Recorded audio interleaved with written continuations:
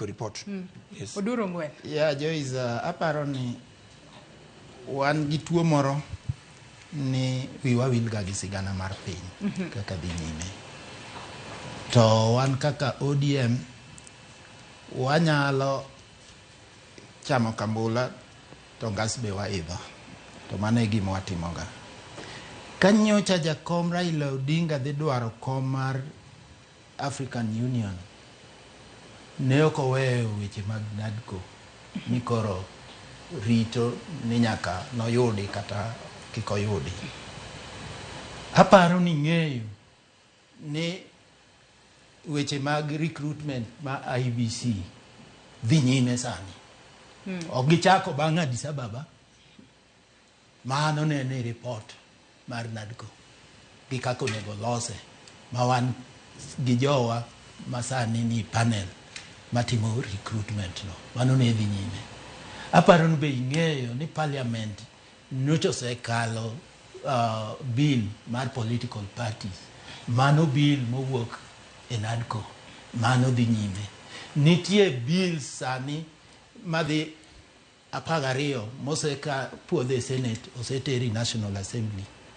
Moko be ikelo ko ai National Assembly rodhi e Senate. Mago gik madhi nyime.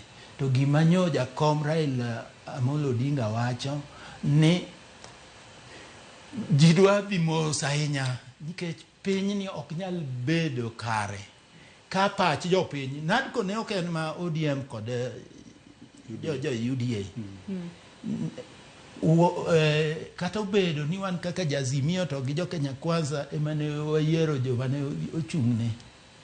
Tang'en ni jo Kenya te ung'eyo ni nodhi mochiwo pachgi e wach mar NADCO, including jo Federation of Kenya Employers, nyaka Kenya Association of Manufacturers, nyaka ISPAC, nyaka jotende dini, nyaka civil society duto ne ni kanyo. Omiyo ne en pach jo Kenya, ok en pach Raila Odinga, ok en pach ODM.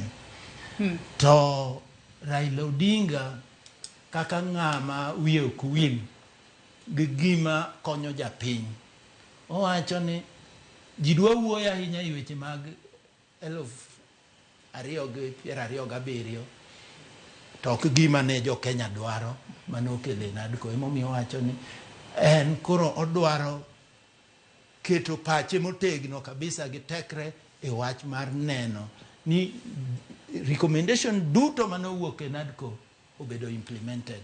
Ok en ne wawe dino osebedo kadhi nyime to wacho ni wadwa ng'iye weche mag 27 moloyo weche makonyo japiny ma ng'ama japiny ma kawaida. Jareda kapok wadhi